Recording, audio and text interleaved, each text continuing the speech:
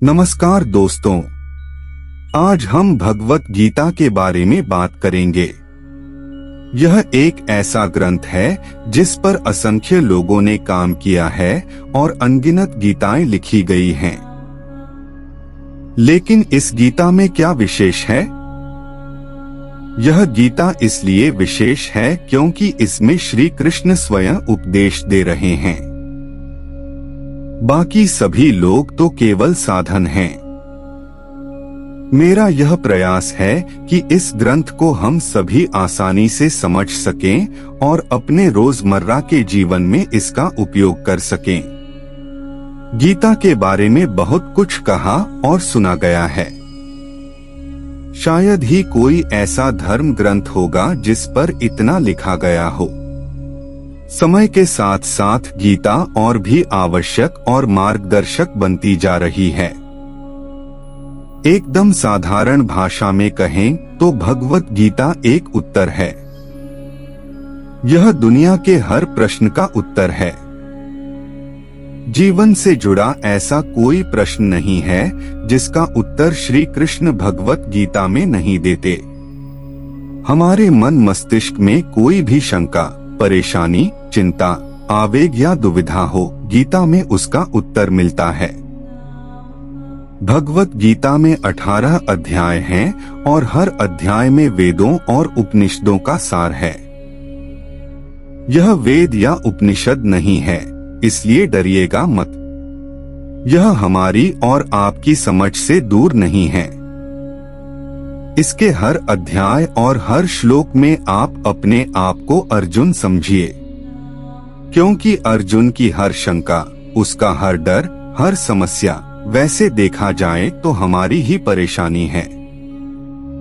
और हर परेशानी का हल बता रहे हैं श्री कृष्ण। कृष्णा को सिर्फ अर्जुन का सारथी मत मानिएगा, उन्हें अपने जीवन का सारथी भी मानिएगा। उनके कहे अनुसार अगर हम और आप चलेंगे तो मैं दावे के साथ कहता हूं कि हम सारी परेशानियों को आसानी से पार कर जाएंगे। यहाँ पर जीवन की प्रैक्टिकल सच्चाइयों और प्रैक्टिकल प्रॉब्लम्स की बात होगी। तो चलिए मैं आपको गीता के ज्ञान से परिचित कराता हूँ। भागवत गीता के 18 अध्यायों के सफर पर अध्याय 1 अर्जुन विषाद योग पहला अध्याय है। अर्जुन विषाद योग यहाँ शुरुआत होती है।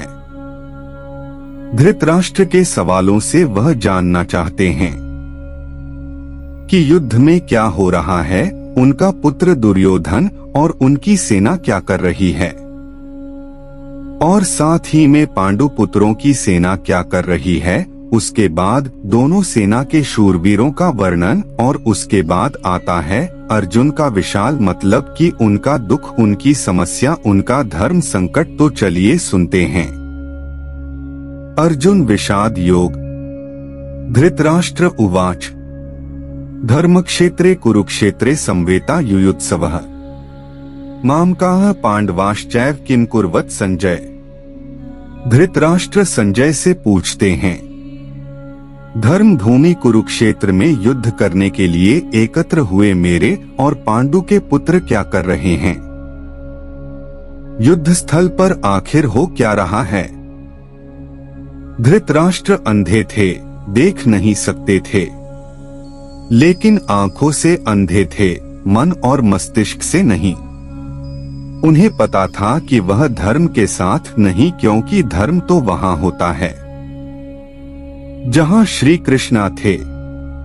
अपने पुत्र मोह में उन्होंने शांति की जगह युद्ध को चुना था, लेकिन वह जानते थे कि इस युद्ध को जीतना आसान नहीं होगा। अपने जीवन में जब हम कुछ गलत करते हैं तो हम भी समझ रहे होते हैं कि हमारी किए का नतीजा शायद अच्छा ना हो, और ऐसा ही धृतराष्ट्र के साथ भी हुआ। वह भी इसी डर और इसी आशंका में दिखते हैं। संजय उवाच दृष्ट्वा तु पांडवानीकं व्यूढ़ दुर्योधनस्तदा आचार्य मुख संगमे राजा वचनमब्रवीत। संजय आंखों देखा हाल बताते हुए उत्तर देते हैं हे राजन, दुर्योधन पांडवों की सेवा के वह को देख रहे हैं और यह बात गुरु द्रोणाचार्य को जाकर के कहते हैं। संजय को दिव्या दृष्टि प्राप्त हुई थी, वह युद्ध से दूर होते हुए भी युद्ध को देख सकते थे। वह जो देख रहे थे वही बता रहे थे, इसमें वह अपनी तरफ से कुछ भी नहीं कह रहे थे, सिर्फ आंखों देखा हाल बता रहे थे युद्ध का। यानी जैसे हम लोग रनिंग कमेंट्री सुनते हैं, बस इसी तरह समझ लीजिए यह उन्हीं की दिव्य दृष्टि यानी डिवाइन विजन का कमाल था कि हमें गीता सुनने को मिली। पश्यता पांडुपुत्राणामाचार्य महती चमू व्यूढ़ा द्रुपद पुत्रेण तव शिष्येण धीनता। हे आचार्य, देखिए द्रुपद पुत्र धृष्टद्युम्न आपके ही बुद्धिमान शिष्य ने पांडुपुत्रों की यह विशाल सेना कैसे व्यूह में खड़ी की है। यह व्यूह रचना अत्यंत प्रभावशाली और दुर्जेय है। यह दुर्योधन के लिए निश्चित रूप से चिंता का विषय होगा। जब हम शत्रु या समस्या को देखते हैं तो वह हमें बहुत बड़ी और भयानक दिखाई देती है।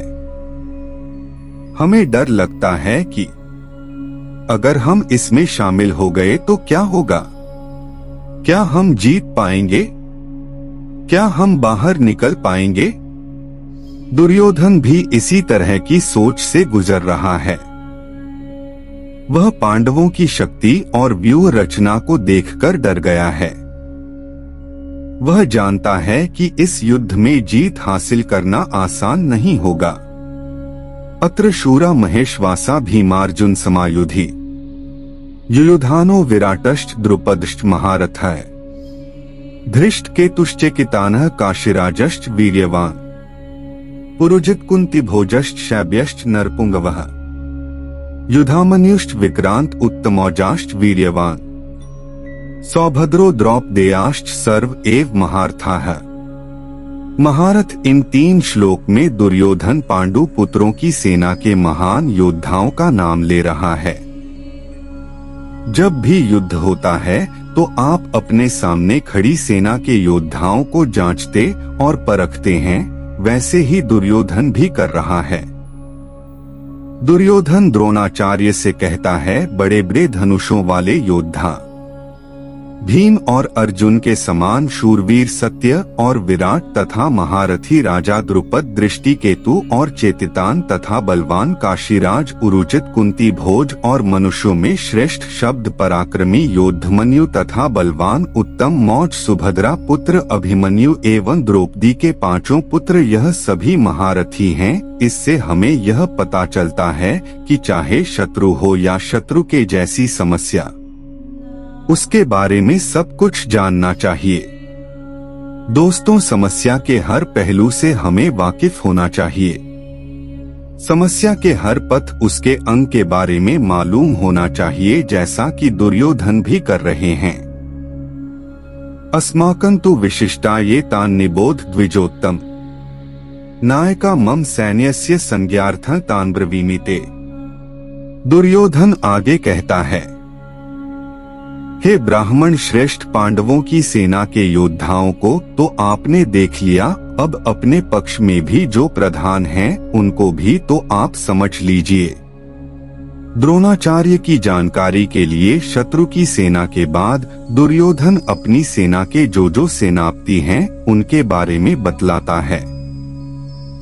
समस्या के बारे में सब कुछ जान लेने के बाद बारी आती है अपने पक्ष में सोचने की। यह जानना होता है दोस्तों कि आपके पास क्या क्या स्ट्रांग पॉइंट्स है, आप किन बातों में मजबूत है जिससे आप कुछ समस्या पर विजय कर पाएंगे।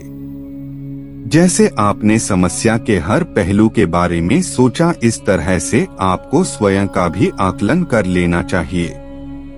भवान भीष्मश्च कर्णश्च कृपश्च समितिञ्जयः अश्वत्थामा विकर्णश्च सौमदत्तिस्तथैव च सबसे पहले आप द्रोणाचार्य और पितामह भीष्म तथा कर्ण और संग्राम विजय कृपाचार्य तथा वैसे ही अश्वत्थामा विकर्ण और सोमदत्त का पुत्र बुरी श्रवण के बारे में जानते हैं। दोस्तों, जिस तरह से हम आज के जमाने में रिस्क असेसमेंट करते हैं, ना वैसे ही दुर्योधन भी अपने शत्रु की सेना को देखते हुए दोनों सेना के योद्धा की बातें करते हुए आगे होने वाले युद्ध के लिए तैयार हो रहे हैं। चुनौती को हर तरह से समझकर ही उसे पर विजय प्राप्त की जा सकती है। चुनौती को इतने अच्छे से जान लेना चाहिए कि जब हम उससे लड़ने जाएं, तो कुछ नया ना लगे, कोई सरप्राइज ना आए। युद्ध हो या चुनौती, सरप्राइज आपको हरा सकता है। अन्ये च बहवः शूरा मदर्थे त्यक्त जीविता है, नाना शस्त्र प्रहरणाय सर्वे युद्ध विशारदा है। दुर्योधन गर्व के साथ कहता है कि मेरे लिए जीवन की आशा त्याग देने वालों की कमी नहीं। इतना ही नहीं, यह शूरवीर अनेक प्रकार के शस्त्रों से सुसज्जित हैं और सबके सब युद्ध में चतुर है। दुर्योधन के एक इशारे पर उसकी सेना के शूरवीर लड़ने मरने को तैयार हैं। उन्हीं को देख दुर्योधन खुश हो रहा है। दुर्योधन के साथ युद्ध में लड़ने के लिए शूरवीर थे जो उसके लिए मरने को तैयार है। दोस्तों, आप जब अपने जीवन की चुनौती से लड़ते हैं तो आपके साथ कौन होता है? आपके साथ होता है आपका हुनर, आपकी हिम्मत, आपके साथी और आपके अपने रिश्तेदार। जैसे शूरवीर दुर्योधन के लिए कुछ भी करने को तैयार हैं, वैसे ही आपके साथी भी आपके लिए कुछ भी कर सकते हैं। अपर्याप्तम तदस्माकं बलं भीष्माभिरक्षितम्, पर्याप्तं त्विद्मेतेषां बलं भीमाभिरक्षितम्।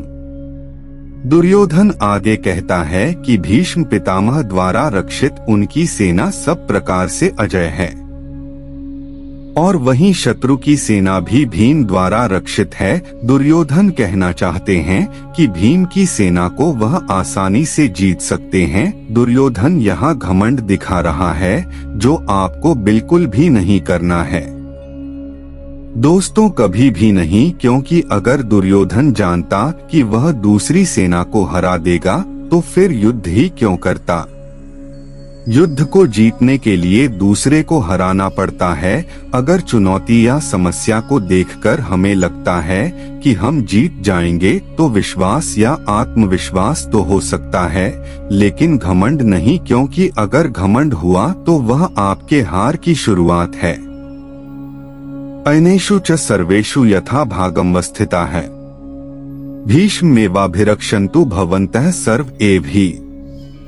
दोनों सेनाओं के इस तरह के वर्णन से दुर्योधन अपनी इस बात पर पहुंचना चाहता था और हर किसी को अपने अपने मोर्चों पर अपनी अपनी जगह स्थित रहते हुए निसंदेह भीष्म पितामह की रक्षा करनी है। इसका मतलब आप होने वाले युद्ध में सबसे अधिक उसकी रक्षा करते हैं जो आपके लिए युद्ध के लिए सबसे अधिक आवश्यक हो, जैसे कि दुर्योधन और उसकी सेना के लिए भीष्म पितामह है। भीष्म पितामह के हारने का मतलब था कि युद्ध हार जाना और उनके बचे रहने का मतलब कि आप युद्ध हार नहीं सकते। अपनी सबसे बहुमूल्य चीज को तब तक बचा के रखना चाहिए जब तक कि आप युद्ध पर विजय प्राप्त न कर लें। तस्य संजनयन् हर्षं कुरु वृद्धः पितामहः, सिंहनादं विनद्योच्चैः शंखं दध्मौ प्रतापवान। शंख उद्घोषणा होती है। होने वाले युद्ध की कौरवों में सबसे वृद्ध, सबसे बड़े प्रतापी पितामह भीष्म ने उच्च स्वर में सिंह की दहाड़ के समान गरजकर ऐसा शंख बजाया कि दुर्योधन के हृदय में हर्ष उत्पन्न हो गया। दोस्तों, जीतने के लिए अपने पक्ष में माहौल बनाना पड़ता है, खुद को दिलासा भी देना पड़ता है कि हम युद्ध जीतने में सक्षम हैं। ऐसा ही पितामह भीष्म ने किया और ऐसा ही हमें भी करना चाहिए। ततः शंखाष्ट भैर्यष्ट पणवानकगो मुखा है, सहसैवाभ्यहन्यन्त स शब्दस्तुमुलोभवत्। युद्ध भयंकर होते हैं और यह इतिहास में आज तक के सबसे भयंकर युद्ध का आरंभ था। भीष्म पितामह के शंख उद्घोषणा के पश्चात नगाड़े तथा ढोल मृदंग और नरसिंह आदि एक साथ ही बजते हैं। इन नगाड़ों की ध्वनि संगीतमयी नहीं थी, बहुत ही डरावनी थी। युद्ध मनोरंजक नहीं होते दोस्तों, इसलिए अगर युद्ध का फैसला ले लिया जाता है तो उसमें फिर जो भी स्वीकार होकर लेना पड़ता है। हर युद्ध, हर चुनौती अपने किस्म के हालात लेकर आती है। उन्हीं हालात के आधार पर ही हमें तैयारी करनी पड़ती है। ततः श्वेतैर्हैर्युक्ते महति स्यन्दने स्थितौ माधवः पांडवश्चैव दिव्यो शंखो प्रदध्मतुः। अब बारी थी पांडु पुत्रों की सेना के शंखनाद की। सफेद घोड़े से युक्त उत्तम रथ में बैठे हुए श्री कृष्ण और अर्जुन ने भी अपने अपने अलाव की शंख बजाए। युद्ध में जब तैयारी होती है ना तो दोनों तरफ से होती है। हर पक्ष अपनी विजय की आशा में खुद को, अपनी सेवा को भरोसा देता है। आज के समय में हम खुद के लिए अगर शंख बजाने की उपमा के बारे में सोचे तो यह हो सकता है कि हम कुछ भी ऐसा कर सकते हैं जो हमें मोटिवेट या प्रोत्साहित करें। पांचजन्य ऋषिकेशो देवदत्तं धनंजयः पौंड्रं दधमो महाशंखं भीमकर्मा वृकोदरः। श्री कृष्ण के शंख का नाम है पांचजन्य। अर्जुन के देवदत्त और भयानक कर्म वाले भयानक भीमसेन ने अपना पौंड नामक महाशंख बजाया। अपने जीवन में इसी तरह से हम भी अपने युद्ध, अपनी चुनौती में आगे बढ़ने के लिए अपनी मोटिवेशन चुन सकते हैं। कुछ लोगों के लिए संगीत ऐसा काम करता है, कुछ के लिए भगवान को याद करना या कुछ के लिए माता पिता का आशीर्वाद हो सकता है। तो दोस्तों, अपने अपने शंख आप स्वयं चुनिए और युद्ध के लिए तैयार हो जाइए। अनंत विजय राजा कुंती पुत्रो युधिष्ठिरः नकुलः सहदेवश्च सुघोषमणि पुष्पकौ। पांडवों में सबसे बड़े भाई कुंती पुत्र राजा युधिष्ठिर ने अनंत विजय नाम का और नकुल तथा सहदेव ने सुभाष और मणि पुष्पक नाम के शंख बजाए। दोस्तों, मोटिवेशन तो सबको चाहिए। आपने देखा सभी लोग अपने अपने तरीके से युद्ध जीतने के लिए अपना अपना प्रयास कर रहे थे।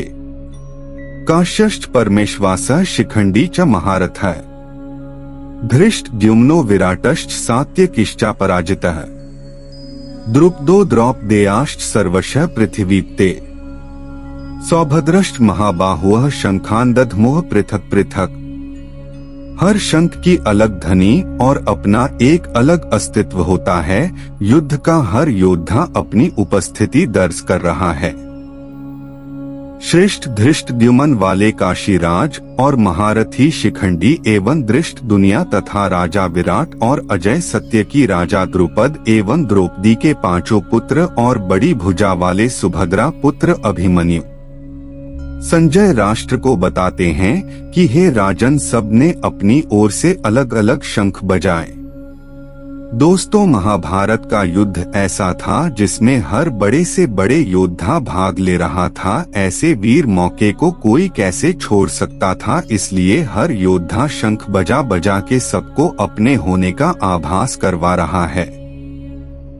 हमारे लिए ध्यान देने की बात यह है कि सच्चा योद्धा तो वही है जो युद्ध के लिए तत्पर रहे। युद्ध को आप जीवन में चुनौती मान लीजिए, जो भी कभी भी आए उसके लिए हमेशा तैयार रहें। सघोषो धार्तराष्ट्राणा हृदयानि व्यदार्यत नभश्च पृथिवी चैव तुमुलो व्यनुनाद्यन्। युद्ध से पहले जैसे आप शत्रु को अपनी शक्ति दिखाकर डराने का प्रयास करते हैं, वैसे ही यहाँ भी हो रहा है। संजय कहते हैं कि इस भयानक शंखनाद ने आकाश और पृथ्वी को भी गूंजते हुए धरत राष्ट्रों के अर्थात आपके पक्ष वालों के हृदय विदीर कर दिए। जब आप हुंकार भरते हैं तो डरा देते हैं, तो बड़े से बड़े शत्रु को भी डर लगता है। यह हुंकार ऐसी होनी चाहिए कि शत्रु सोचें कि वह किससे युद्ध करने जा रहा है। आप चाहे इंटरव्यू के लिए जाएं या किसी से मिलने जाएं, तो आपका हुनर, आपकी प्रतिभा ऐसी होनी चाहिए कि सामने वाला आपके कुशलता से प्रभावित हो जाए। अथ व्यवस्थितान दृष्ट्वा धार्तराष्ट्रान् कपिध्वजः प्रवृत्ते शस्त्र संपाते धनुरुद्यमे पांडवः ऋषिकेशं तदा वाक्यमिदमाह महीपते सेनयोरुभयोर्मध्ये रथं स्थापय मेचुक। अर्जुन अपने मोर्चा बांधकर डटे हुए धृतराष्ट्र संबंधियों को देखते हैं, फिर अपना धनुष उठाकर ऋषिकेश श्री कृष्ण से कहते हैं, हे अर्जित, मेरे रथ को दोनों सेनाओं के बीच में खड़ा कीजिए। अचूत अर्थात अटल, जो अपने स्थान से हटा नहीं, जिसका नाश नहीं हो सकता। श्री कृष्ण का एक नाम अचूत भी था और अर्जुन अपने सारथी से दोनों सेनाओं के बीच में जाने को कह रहे हैं। अर्जुन ने श्री कृष्ण को इसलिए चुना था कि वह जानता था कि जब साक्षात भगवान उसके साथ हैं, तो मतलब धर्म उसके साथ है। जिसके साथ धर्म होता है वह कभी हार नहीं सकता। यावदे तान्निरीक्षेह योद्धुका मानव स्थिता कैर्मया सह योद्ध व्यमस्मिन् रण समुद्यमे। आज के जीवन का यह सबसे बड़ा ज्ञान है। दोस्तों, युद्ध कोई भी हो सकता है, किसी भी प्रकार का पर्सनल या बिजनेस से जुड़ा हुआ, लेकिन दोनों पक्षों के बीच में जाकर आप युद्ध की सही अवस्था के बारे में जान सकते हैं।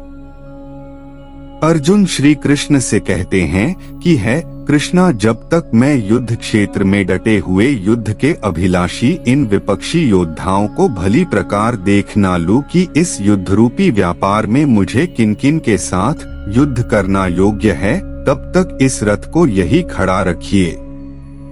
हमें भी दोस्तों इसी तरह अपनी समस्या के बीच में खड़े होकर उसे भली भांति देखना और परखना चाहिए और तभी निर्णय लेना चाहिए। योत्स्य मानान्वेक्षेह यह एतेत्र समाप्ता है। धार्तराष्ट्रस्य दुर्बुद्धेर्युद्धे प्रिय चिकीर्षवः। अर्जुन दुर्योधन को दुर्बुद्धि बता रहे हैं, क्योंकि दुर्योधन के चलते हुए ही यह युद्ध हुआ। दुर्योधन का साथ देने जितने भी राजा आए हैं, उन्हें अर्जुन युद्ध स्थल के बीच में खड़े होकर के देखना चाहते हैं।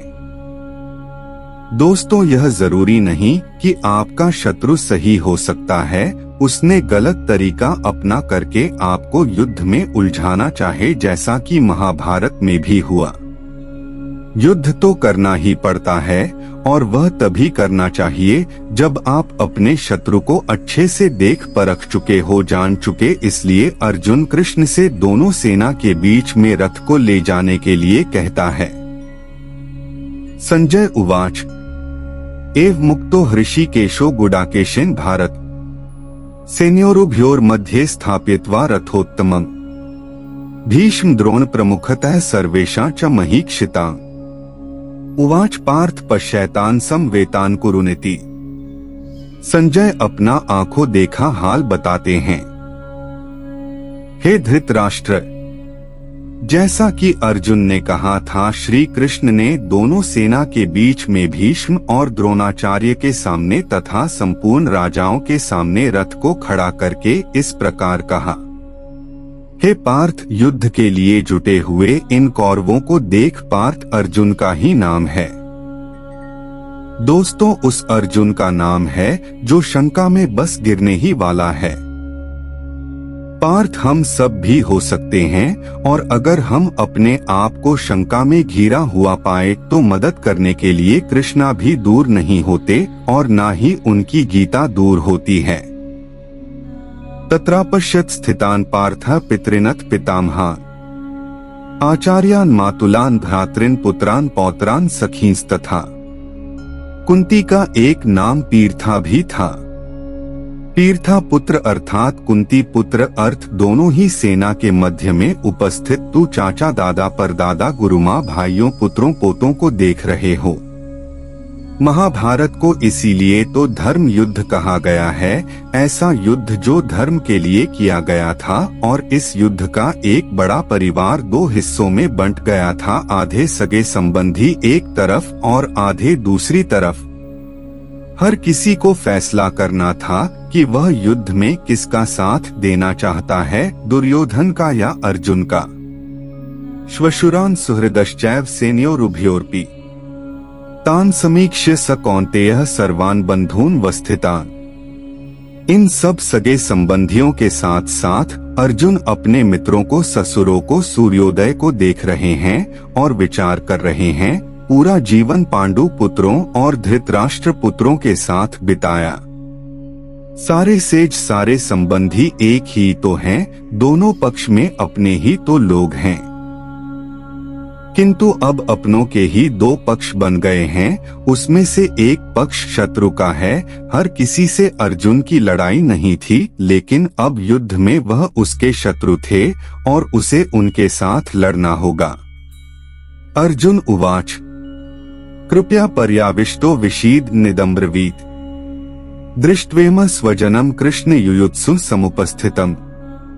अपने करीबी एकदम अपने अर्जुन के सामने खड़े थे, लेकिन शत्रु पक्ष में उन उपस्थित संपूर्ण बंधुओं को देखकर कुंती पुत्र अर्जुन अत्यंत करुणा संयुक्त होकर शोक प्रकट करते हुए श्री कृष्ण से कह रहे हैं। यही से शुरुआत होती है दोस्तों, आरंभ होता है अर्जुन के विशाल का, जिसके लिए संपूर्ण गीता की रचना हुई। कृष्ण को मार्गदर्शन के लिए एक ऐसी रचना करनी पड़ी जो हमेशा हमेशा के लिए हर किसी को सही राह पर चलने के लिए प्रेरित करती रही है और आगे भी प्रेरित करती रहेगी।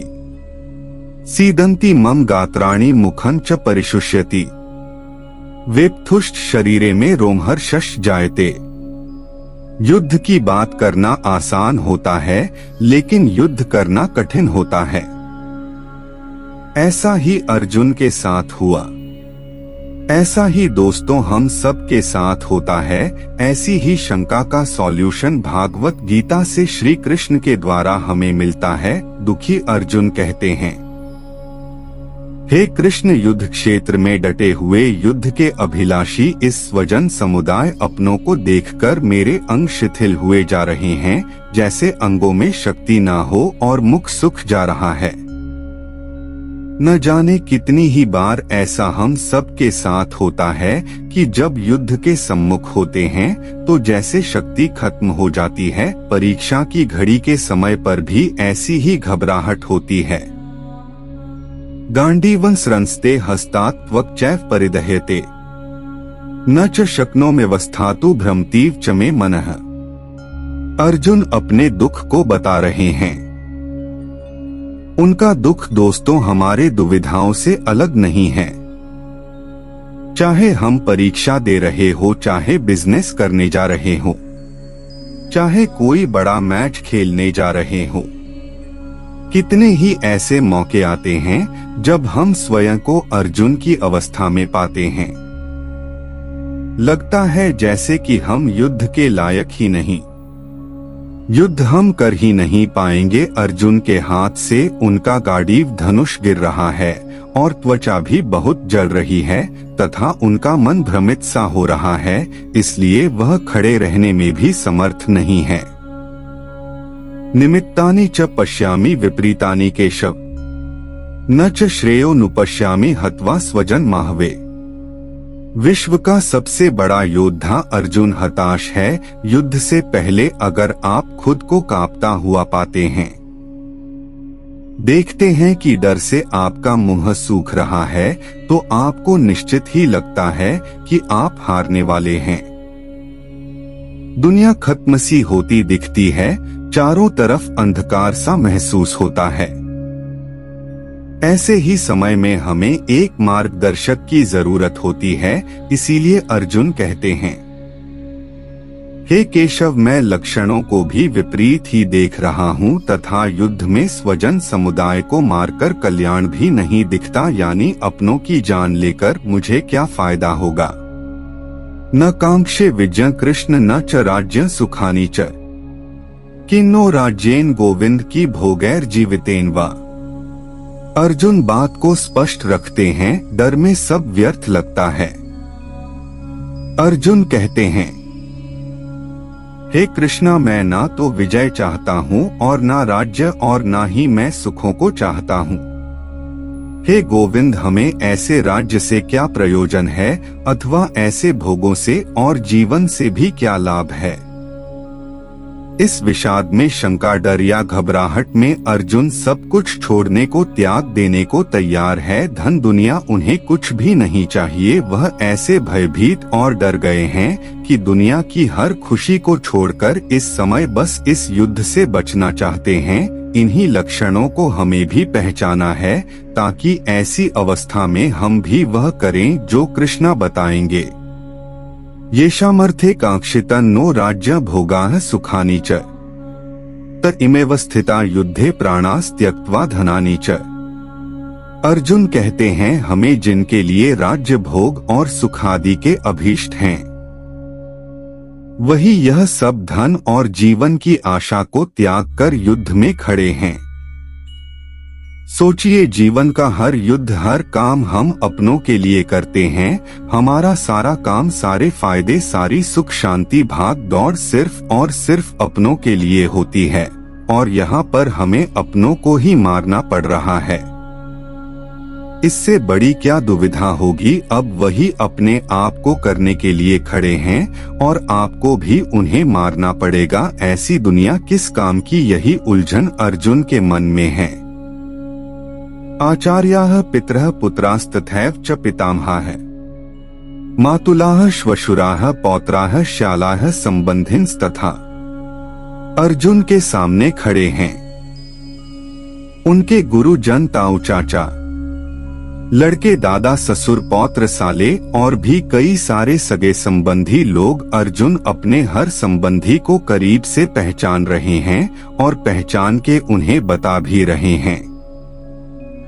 एतान्न हन्तुमिच्छामि घ्नतोपि मधुसूदन अपि त्रैलोक्य राज्यस्य हेतोः किन्नु महि कृते।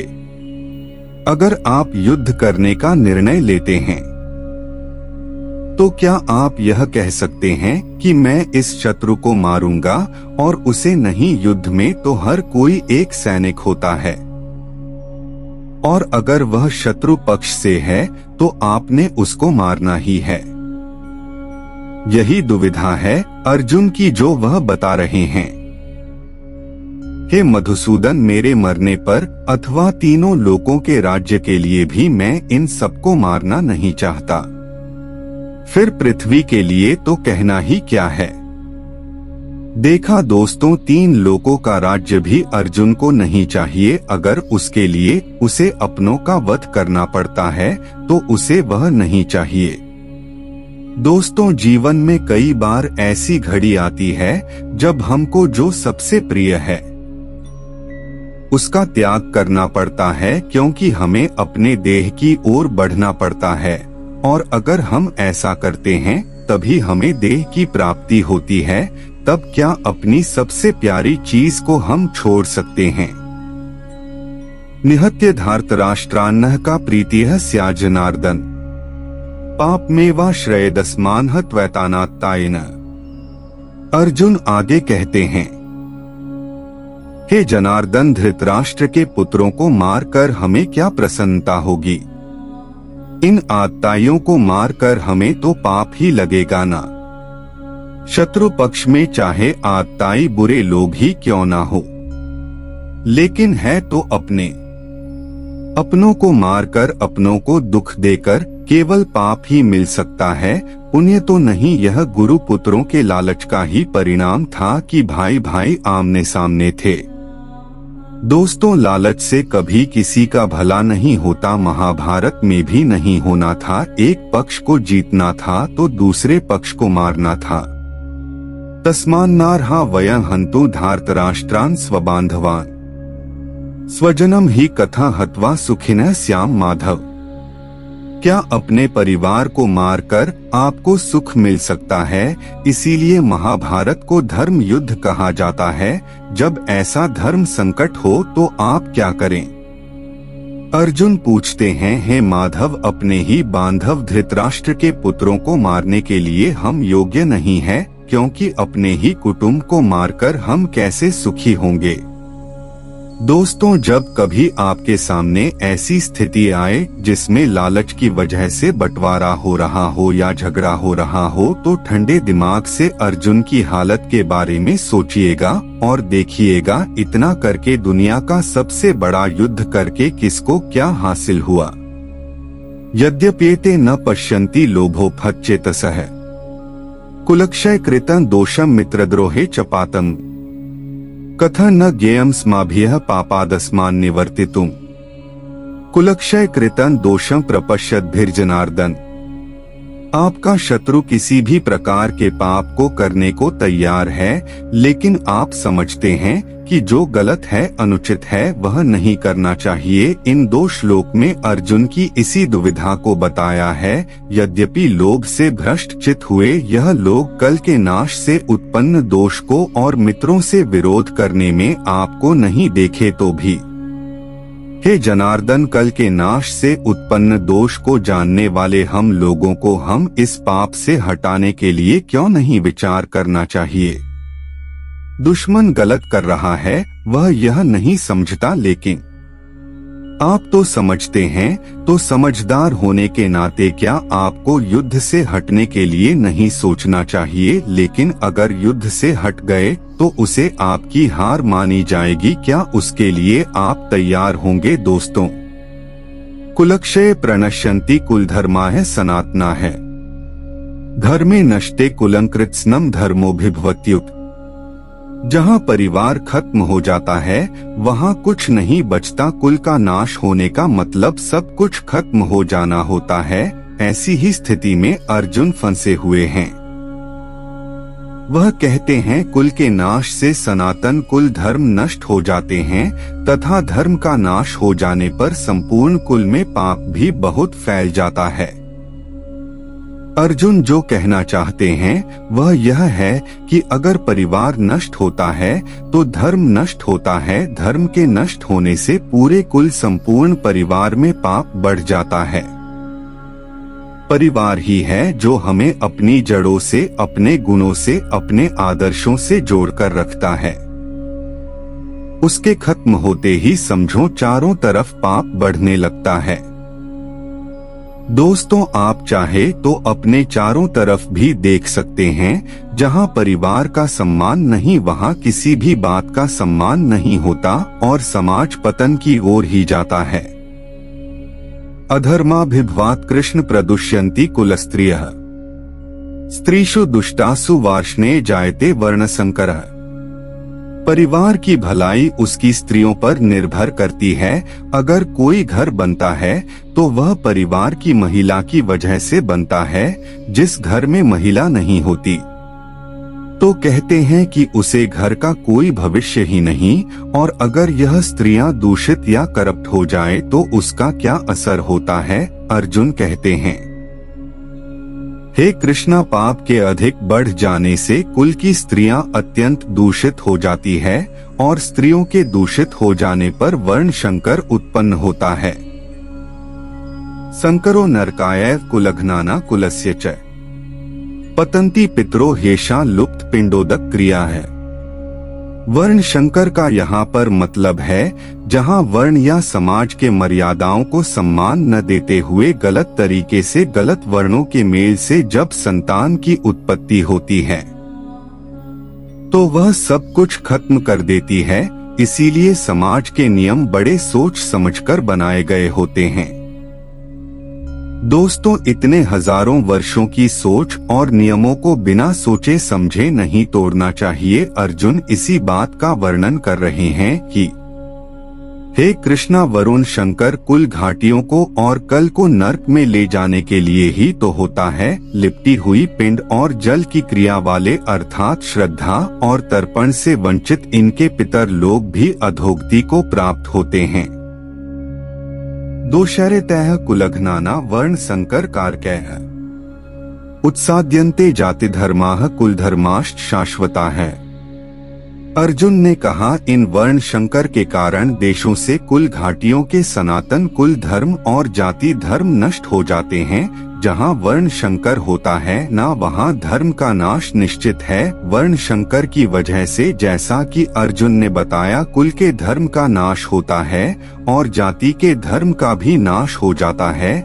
जब कोई अपने धर्म का पालन नहीं करेगा, अपने कर्तव्य का निर्वाह नहीं करेगा और समाज मनमानी करके अगर कोई नियम नहीं मानेगा, तो फिर समाज कैसे रह जाएगा। समाज तो नाम ही कायदे और कानून का है, जहाँ सब सम्मान से बिना किसी डर के एक साथ रह सके।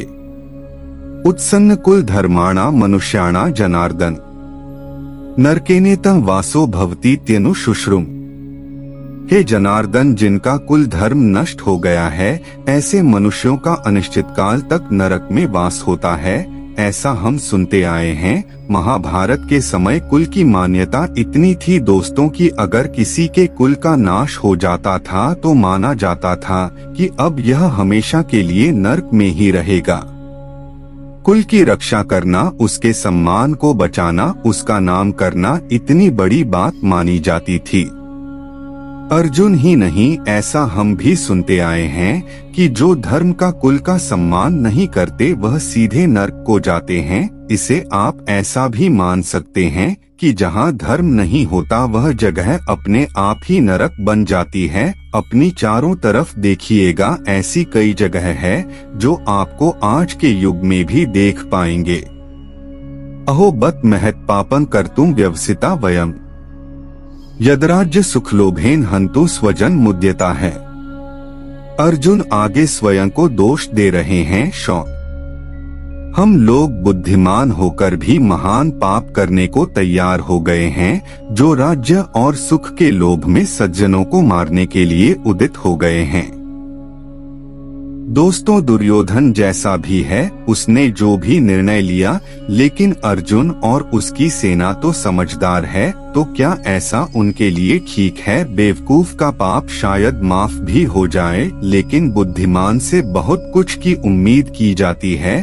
तो क्या समझदार अगर युद्ध के लिए तैयार हो जाता है तो उसकी गलती की माफी मिलेगी? अर्जुन को लगता है कि नहीं मिलेगी। यदि माम प्रतिकारम शस्त्रं शस्त्र पाणय धार्तराष्ट्रारणे हन्युस्तन में क्षिमतरं भवेत। आंखें बंद कर किसी अपने के बारे में सोचिए जो आपको बहुत पसंद है, जो आपका अपना है, जिसकी गोद में आप खेल हो, जिसके साथ खेले हो, चाहे वह आपसे बड़ा हो या छोटा हो, क्या आप उसे मार पाएंगे? उससे अच्छा तो आपको लगेगा कि उसके हाथों आप स्वयं मारे जाएं। यही बात अर्जुन कहते हैं। यदि मुझे शास्त्र रहित एवं सामना न करने वाले को शास्त्र हाथ में लिए हुए धृतराष्ट्र के पुत्र रण में मार डालें तो वह मरना भी मेरे लिए अधिक कल्याणकारक होगा। संजय उवाच एवमुक्त्वार्जुनः संख्ये रथोपस्थ उपाविशत् विसृज्य सशरं चापं शोक संविघ्नमानसः। संजय जो धृतराष्ट्र को इस महान युद्ध का वर्णन दे रहे हैं, वह बताते हैं, हे धृतराष्ट्र, रणभूमि में शौक से उद्विग्न मन वाले अर्जुन इस प्रकार कहकर बाण सहित धनुष को त्याग कर रथ के पिछले भाग में बैठ गए। दोस्तों, यह था पहला अध्याय भागवत गीता का अर्जुन विषाद योग। जी हाँ, इसमें अर्जुन के दुख के होने की, उसके मन में शंका आने की और यही बातें हमारे सामने साफ होकर आती है इस पूरे अध्याय में।